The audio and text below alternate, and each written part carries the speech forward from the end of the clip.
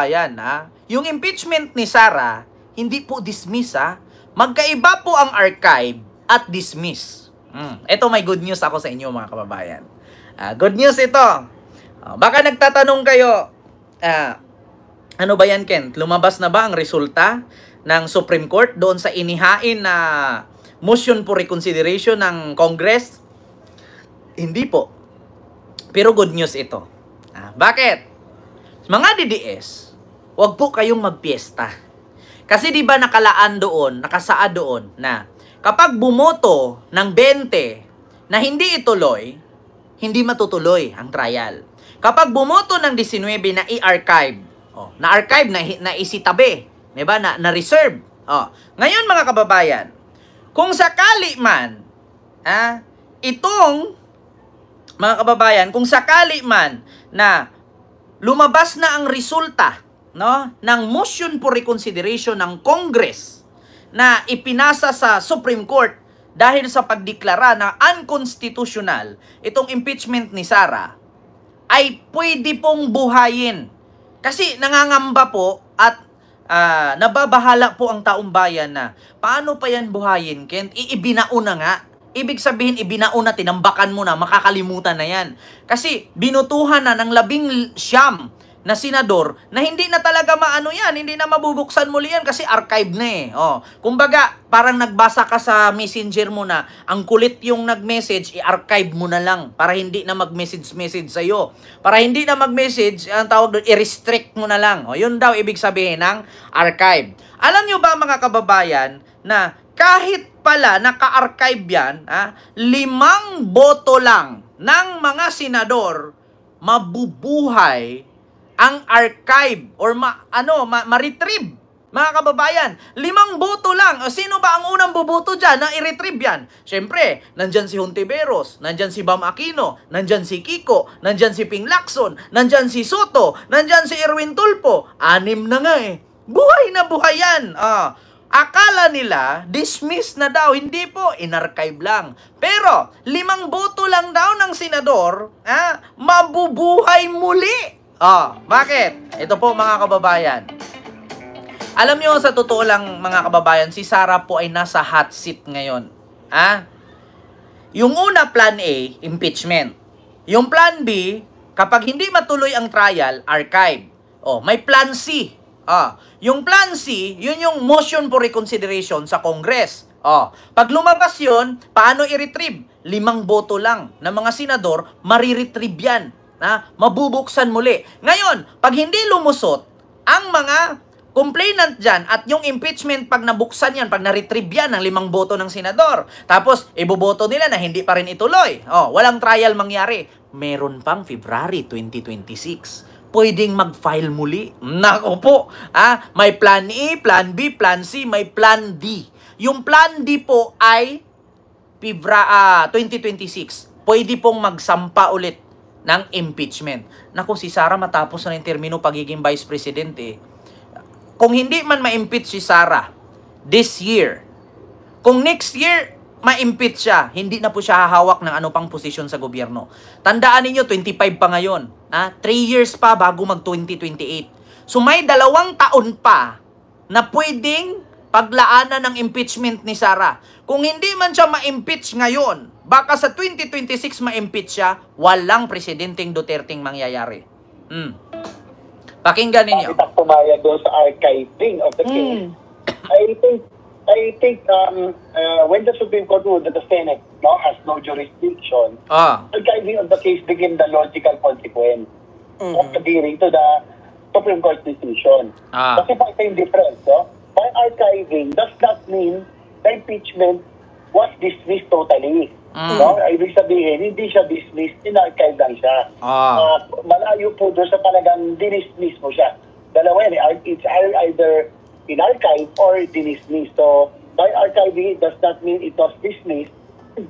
Ito maganda na kaya binasa rin naman namin ito bago kami nag-decide na yung rules na just in case the Supreme Court reverses its decision, the Senate can revive the impeachment rules anytime. Kumbaga, pag may mga 5 senador lang sa aming rules, pag bumoto na i-revive muli yung impeachment case at ibalik sa plenaryo, pwede po. So, ibig sabihin, hindi po natin totally or outrightly dinismiss po yung kaso. Sabi ni GB Ejercito yan. 5 lang kasenador ang pipirma na i-revive. Automatic po mari-revive. So, hindi po siya nadi-dismiss. Ngayon, mga kababayan, kasi ganito, na-revive yan. Siyempre, advance tayo mag-isip. Ngayon, pag lumabas na ang resulta mula sa Supreme Court na pinasang motion for reconsideration ng House of Representatives, so siyempre i-revive yan. Or i-revise. Ngayon, pag i-revive nila yan, buboto lang 5 senador. Pag bumoto 5 senador, mga kababayan, siyempre, bababalik sa plenaryo yan. Pagdating sa plenaryo, doon na pagdidibatihan na. Kakalkalin na nila yan kung ano yung mga bank accounts.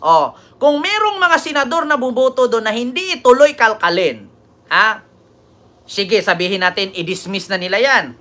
Kasi ganun naman talaga ang kahantungan yan eh. I-dismiss nila yan. Pagbubutuhan nila yan. 13 ka senador, kung itutuloy ba o hindi. Pero siyempre, bago nila isabing i-dismiss, kakalkalin muna nila yan. Yan na yung pangatlong hearing or pangatlong session, makakalkal na, mga kababayan, itong mga nakasaad doon sa Article of Impeachment. 7 po yun. Ano po ba? Yung mga Article of Impeachment, hindi ko na po ulitin mga kababayan, pero excited po ako sa Article 4 sa 7 Article of Impeachment ni Sara. Ano po ba ang nakasaad sa Article 4? Yun po yung pagkalkal sa mga sullen asset, hidden wealth at bank account. Nako po, dyan ako excited mga kababayan. Sa Article 4 of 7, article sa impeachment ni Sara, yung Article 4, ang inaabangan ko. Na kapag kinalkal yan, kahit sabihin natin mga kababayan na i-dismiss na mga senador yan, pero bago nila i-dismiss yan, na hindi ikulong si Sara, hindi i-convict si Sara, mga kababayan, makakalkal pa rin. Yung mga articles, ang dami po. Article 1 to 7 po yan.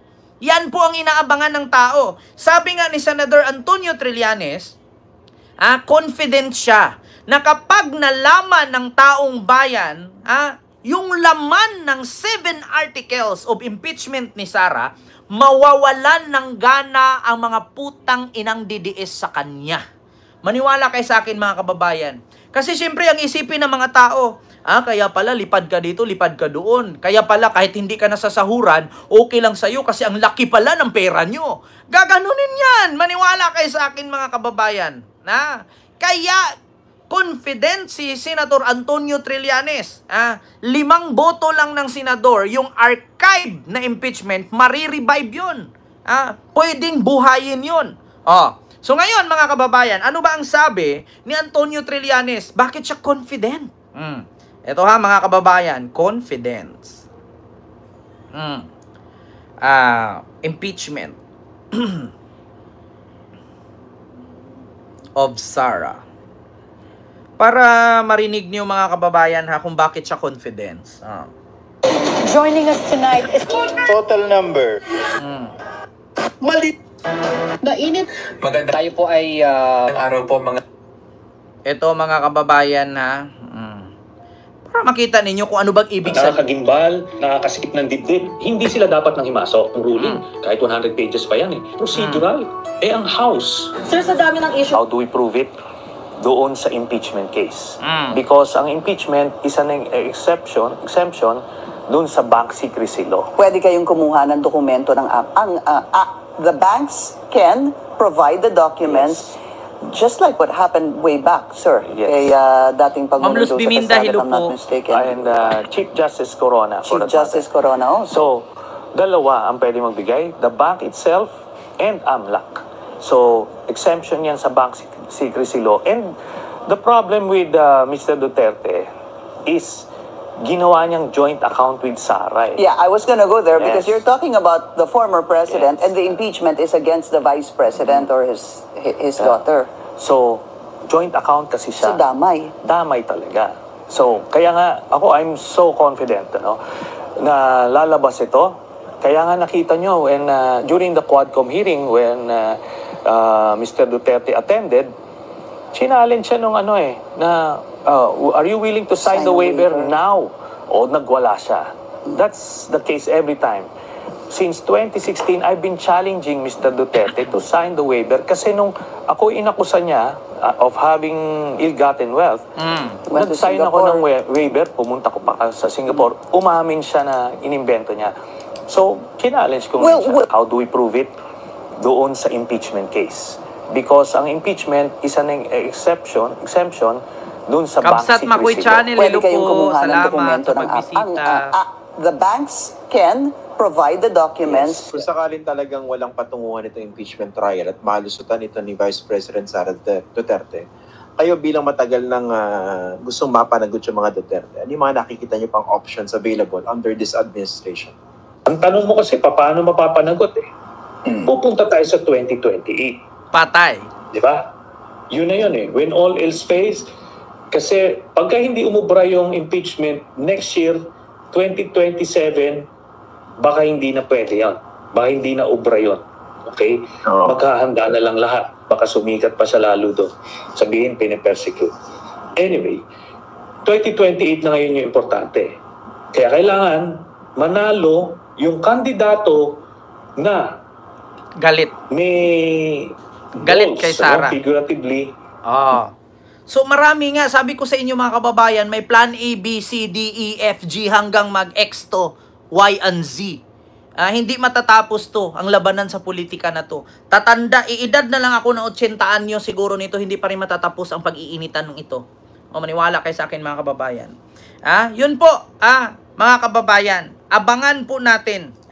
Kahit i-dismiss nila yan, pero bago sila mag-dismiss, kakalkalin nila yan. Pag nalaman ng taong bayan yan kung gaano kadaming pera ang laman na yan, siyempre nakakalkal na yan.